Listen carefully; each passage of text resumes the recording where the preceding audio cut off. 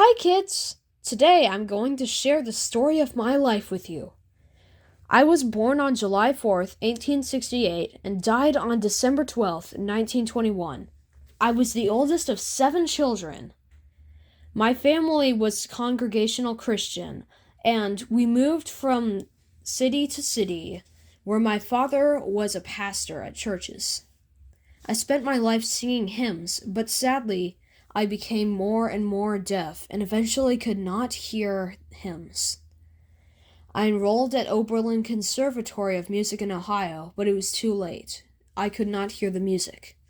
I transferred to the Oberlin College and eventually returned to Cambridge after 2 years. My 4-year program there included astronomy, physics, and mathematics. After college, I was hired at Harvard Observatory by Edward Pickering, where I was a calculator.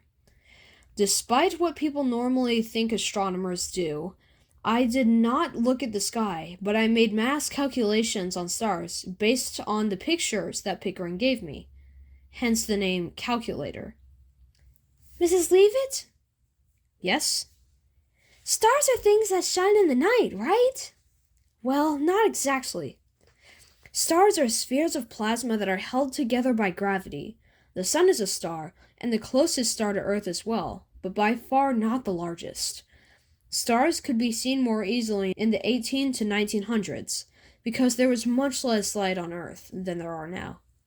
They only appear to come out at night because the sun generates too much light for us to see them in the sky during daylight hours. Stars appear to twinkle due to the atmosphere on Earth, as the light has to go through a lot of air to reach our eyes. Their brightness depends on how far away they are and their size. Stars are incredibly far away, the closest one other than the sun, of course, being 25 trillion miles away, and the others billions of times that amount. Also, for fun, when people didn't have things like TV or books, they used stars to make stories. They basically played connect the dots with stars to make characters for those stories. After studying many nebulae, which are clouds of space dust and stars, as well as stars on their own, I moved on to the Magellanic Clouds, which is a cloud of stars in outer space. In these clouds, I could not really analyze the stars that easily, since some of them were the dimmest that stars could get, the 15th magnitude. Eventually, I published my research in 1908, including over 900 celestial bodies with their brightness. Celestial bodies are stars. Wow! Eventually, I found stars which brightened suddenly and dimmed again at a predictable rate. These were dubbed Cepheid stars. I realized that since all Cepheids that appear to be dimmer or brighter from each other are actually dimmer or brighter because they are all close to the same distance from Earth.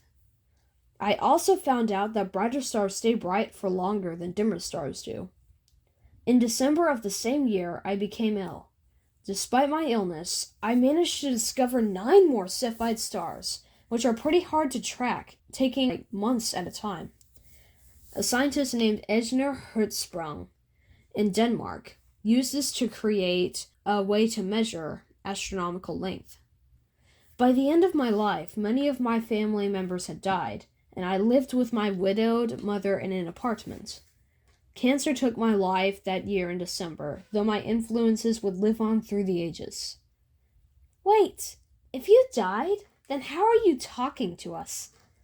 I'm sorry, I can't answer your questions right now. I have to leave before my corporeal form wears off, and all you kids are scarred for life by my true form. Thank you for listening.